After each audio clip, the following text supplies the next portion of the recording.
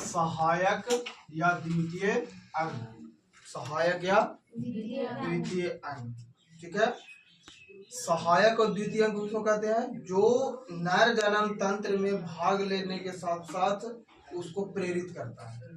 ठीक है, मुख्य अंग में था वृषण, है ना, मुख्य अंग में क्या था, वृषण, और बाकी ये जो है सब वृषण का मदद करता है। ठीक है, वृषण का क्या करता है, मदद करता है। तो इस सहायक अंग में हमने बहुत कुछ को पढ़ लिया था, जैसे कि था वृषण कोष। क्या था, वृषण कोष, इसको हम लोग नेक्स्ट क्लास में पढ़ चुके थे, है ना। अगला था अधिवृषण, इसको भी पढ़ लिए थे। शुक्रवाहक नलिका, इसको भी पढ़ लिए थे। ठीक है, आज हम लोग को पढ़ना है स्खलन नलिका, सीसन, शुक्राशय, और कुछ सहायक ग्रंथियों के विषय में जानना है। तो अधिवृषण के बारे में हम बताए थे कि ये जो होता है वृषण के ऊपर, है ना, कुंडलित संरचना होता है। वृषण के ऊपर क्या होता है, जैसे मान लिया जाए कि ये वृषण है, ये क्या है, वृषण है, ये ऊपर से इस पे क्या लगा हुआ है, वृषण कोष। क्या लगा हुआ है, वृषण कोष। और ये वृषण कोष होता कहाँ पे है, तो शरीर के बाहर एक थैली नुमा संरचना में होता है। ठीक है, ये शरीर से बाहर इसलिए होता है ताकि शरीर के तापमान से 2 से 3 डिग्री सेल्सियस कम हो, है ना, ताकि शुक्राणु को कोई नुकसान ना हो, क्षति उसको ना पहुंचे। ठीक है, तो इसके बाद इसमें था टेस्टिज, 2 गो टेस्टिज था जिसको हम लोग क्या कहते हैं, वृषण बोल रहे थे। क्या बोलते हैं, वृषण। यही है नर जनन का मुख्य अंग। नर जनन का क्या है, यही मुख्य अंग है। जानवरों में आप लोग देखे हैं, क्या देखे हैं, बैल देखे हैं, बैल, ऑक्स, है ना, और क्या बकरी में क्या, खासा, क्या बोलते उसको, खस्सी, है ना। तो इसी टेस्टिज को उसमें निकाल दिया जाता है ना। पहले के जमाने में क्या किया जाता था कि बहुत कारीगर लोग होते थे गांव में, तो इसको फोड़ दिया जाता था, पानी ऐसा बन जाता था, और फिर धीरे धीरे वो सूख जाता था। उससे क्या होता था कि इसके अंदर शुक्राणु बनता ही नहीं था, है ना। तो बैल जो है, ऑक्स जिसको कह रहे हैं, वो खेती वगैरह में कार्य करता था, क्योंकि अगर टेस्टोस्टेरोन रहेगा, टेस्टिज रहेगा, तो शुक्राणु बनेगा, शुक्राणु बनेगा तो इसको संभोग की आवश्यकता होगी, तो काम बढ़िया से नहीं कर पाएगा, है ना। दूसरी बात है कि इसका शरीर भी नहीं चढ़ेगा, मोटा अच्छा नहीं होगा, है ना। तो उसके लिए ज्यादा मेहनत करना पड़ता है बैल लोगों को, इसीलिए इसको क्या किया जाता था, निकाल दिया जाता था। उसी प्रकार बकरी में भी एक मेल जो होता है नर, उसको भी क्या किया जाता था, वैसे कर दिया जाता। और अब क्या किया जाता है, अब इस अभी भी होता है, जिसको बेचना है, जिसको खाना है, उसको निकाल कर रखता है ना। लेकिन जिसको सिर्फ इससे बच्चे उत्पत्ति करना है, सीमेंट बनाना है, खाली वीर्य जरूरत है, जो वीर्य का व्यापार कर रहा है, बड़े बड़े कंपनी लोग किसका व्यापार कर रहा है, वीर्य का व्यापार कर रहा है। आजकल आप लोग देखते होंगे कि भैंस, जैसे कि भैंस है ना, बफेलो, है ना, और कौ, वो जब क्या हो जाती है, हीट हो जाती है, यानी कि जब वो गर्म हो जाती है, तो उसको सीमेंट डाला जाता है। तो सीमेंट कहाँ से आएगा, प्राकृतिक रूप से थोड़ा बनता है, वो जानवर के अंदर बनता है, उसका मेल पार्टनर बनता है। तो मेल पार्टनर से पहले ही निकाल लेती है कंपनी, है ना, और उसको ठंडे जगहों में वो व्यवस्था के साथ प्रखनली में उसको रखे रहता है, और जब आवश्यकता पड़ता है तो ला करके सीमेंट को गाय में इंजेक्ट कर देता है, डाल देता है, भैंस में डाल देता है। लेकिन पहले ऐसा नहीं था, ये व्यवस्था पहले नहीं थी। पहले डायरेक्ट जो है ऑक्स डायरेक्ट संभोग करने से इंसान करते हैं, जानवर करते हैं, है ना, उस प्रकार से क्या करते हैं। तो ये हो गया आपका। इसी के ऊपर होता है कुंडलित संरचना में बाबू, इसको अधिवृषण कहते हैं। कौन वृषण कहते हैं, अधिवृषण कहते हैं।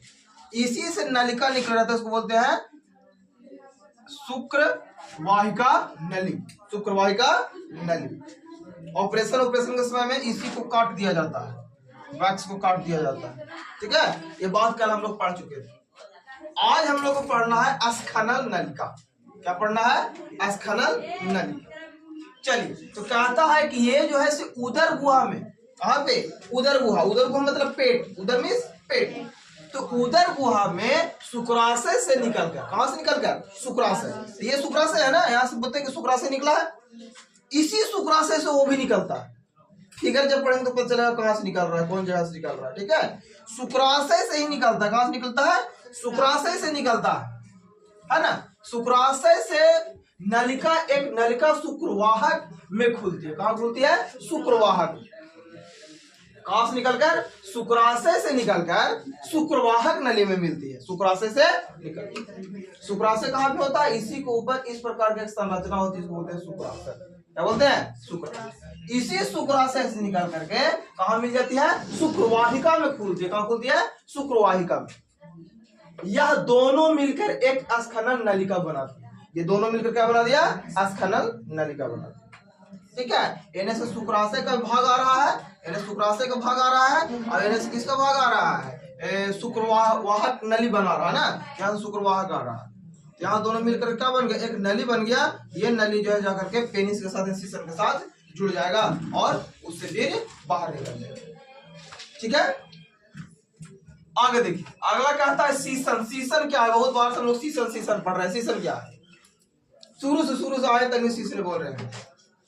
ये सीसन जो है से नर जनन अंग का कोई भाग नहीं है। अब इसको कोई कट कॉपी करके नहीं पढ़ा दीजिएगा।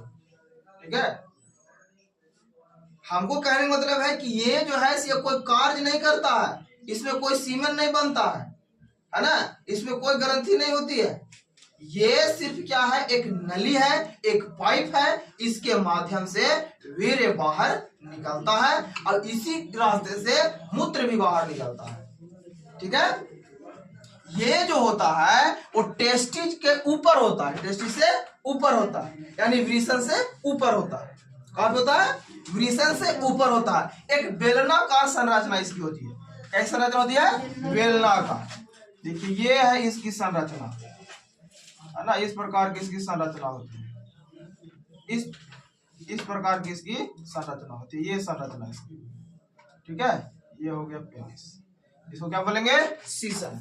क्या बोलेंगे? सीसन। ये एक मांसल है ना, ऑर्गन है, मांसल अंग है। इसमें सिर्फ मांस होते हैं और नसें होती है। ठीक है, नसें जितनी बता रहे नलिका, वो सब नलिका इसमें आकर के जुड़ा हुआ रहता है। इसी के माध्यम से क्या होता है कि वीर्य बाहर निकलता है, और वीर्य के साथ साथ मूत्र भी बाहर निकलता है, यानी कि यूरिन भी इसी रास्ते से निकलता है। सारा कनेक्शन जो है वो यहीं पे जोड़ा हुआ रहता है। यहीं पे क्या होता है? जोड़ा हुआ रहता है।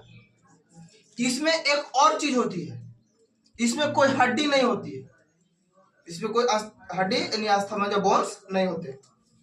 तो फिर ये कार्य कैसे करती है? तो इसमें एक स्नेहन होता है। क्या होता है? स्नेहन। देखिए लिखे हो गए स्नेहन, है ना। कहता है कि यह बाह्य जनेंद्रिया है। मूत्र नलिका सीसन के रास्ते बाहर खुलती है।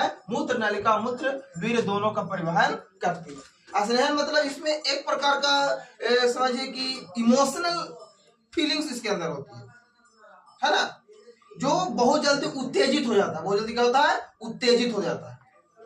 उत्तेजित होने के बाद इसमें बहुत ज्यादा शक्ति का संचार हो जाता है। जो ये क्या, यही जो रास्ता है, यही जो सीसन है, यही जो है से फीमेल के वजाइना के अंदर प्रवेश करता है। फीमेल के वजाइना के अंदर प्रवेश करता है, योनि के अंदर प्रवेश करता है ना। इसकी लंबाई लगभग 7 से 8 इंच तक होती है, लगभग, है ना। किसी की ज्यादा हो सकता है, किसी को कम भी हो सकता है। ठीक है, यही जो है से सीसन जो है से योनि में प्रवेश करता है और वहां पे वीर्य को छोड़ता है, और वहां के बाद काम जो है से फीमेल पार्टनर्स का, मेल पार्टनर्स का गैमेट्स बन गया, अब ये सीसन निकल गया। ठीक है, ये स्नेहन इसको आकर्षित करता है। स्नेहन क्या करता है? आकर्षित करता है। ये मूत्र को और वीर्य का सिर्फ परिवहन करता है, ट्रांसपोर्टर ये एक माध्यम है। इसे पाइप देखे, पाइप मोटर में लगाते हैं, पाइप पानी खेत में लेके जाते हैं, उसी प्रकार से मेल के जननांग से लग करके ये मादा के फीमेल के ऑर्गन्स तक जाते हैं। ठीक है, इसको शक्ति प्रदान करता है कौन? सहायक ग्रंथियां इसको करती है। ठीक है, अगला कहता है कि शुक्राशय। शुक्राशय क्या है? शुक्राशय क्या है? अभी यहाँ पे हम लोग देख रहे थे शुक्राशय, अभी आ गया शुक्राशय। ठीक है, तो कहता है कि यह एक जोड़ी मूत्राशय के पीछे, मूत्राशय के पीछे, है ना, स्थित होता है तथा ये वीर्य का लगभग 60% बनाता है। शुक्राशय वीर्य का 60% कौन बनाता है? शुक्राशय बनाता है। ठीक है, 60%। और 25% कौन बना देता है? प्रोटेस्ट ग्रंथि बनाता है। 25%, 20 से 25% प्रोटेस्ट ग्रंथि बनाता है।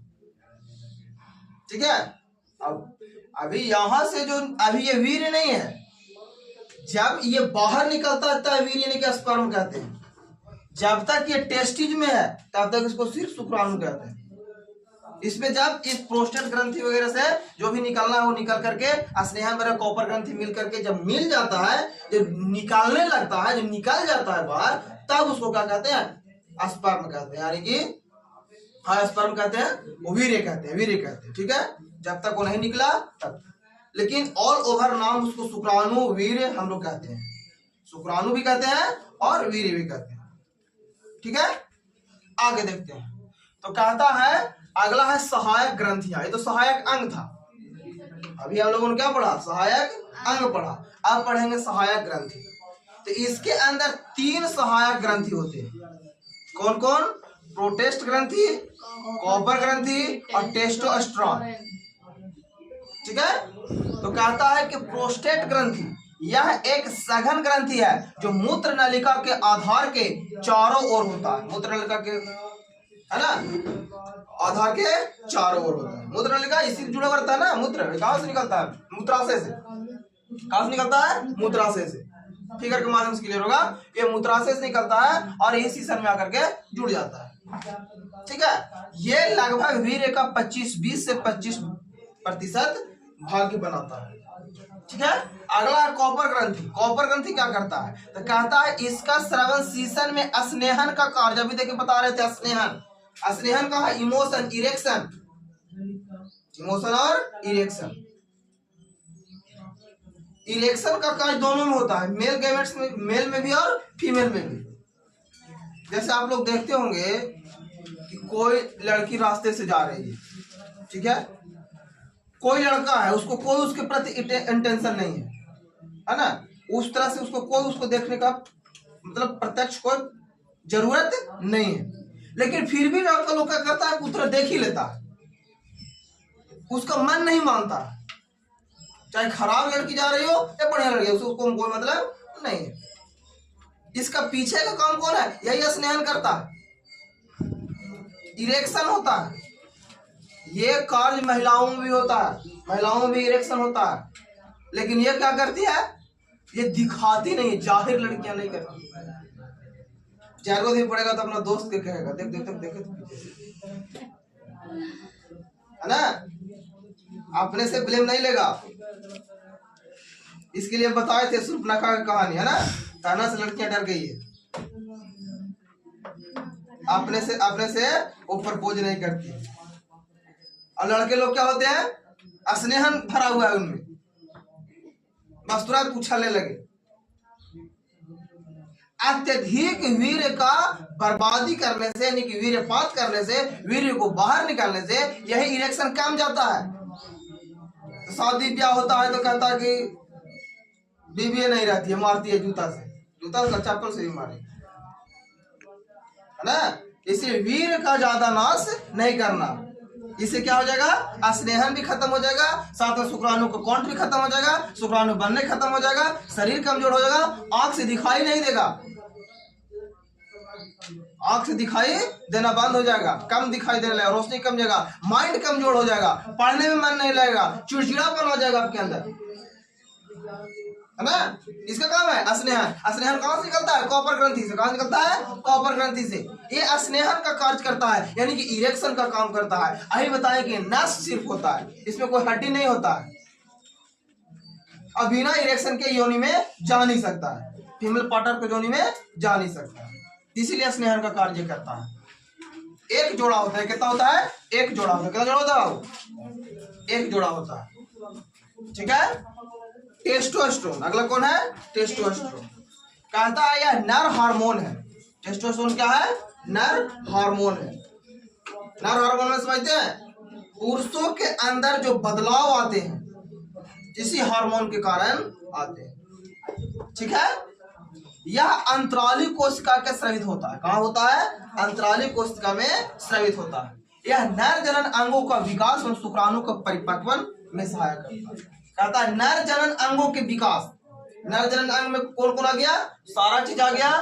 वृषण कोश, अधिवृषण, शुक्रवाहिका नली, है ना, स्खलन नली, सीसन, शुक्राशय, है ना, प्रोस्टेट ग्रंथि, कॉपर ग्रंथि, टेस्टोस्टेरोन, है ना, जितना भी है ऑल ओवर सभी को टेस्टोस्टेरोन के माध्यम से क्या मिलता है? शक्ति मिलता है। यानी कि इसी से उसका विकास होता है, अंगों का विकास हो जाता है। और साथ साथ क्या करता है? शुक्राणु को परिपक्व बनाता है। परिपक्व मतलब तैयार कर देता है पूरा। कौन? टेस्टोस्टेरोन। तो चलिए बस आज इतना ही। कल हम लोग देखेंगे नर जनन तंत्र का चित्र, है ना, चित्र के साथ इसको हम लोग कल डिफिनेशन के साथ पढ़ेंगे। चलिए बस आज इतना ही।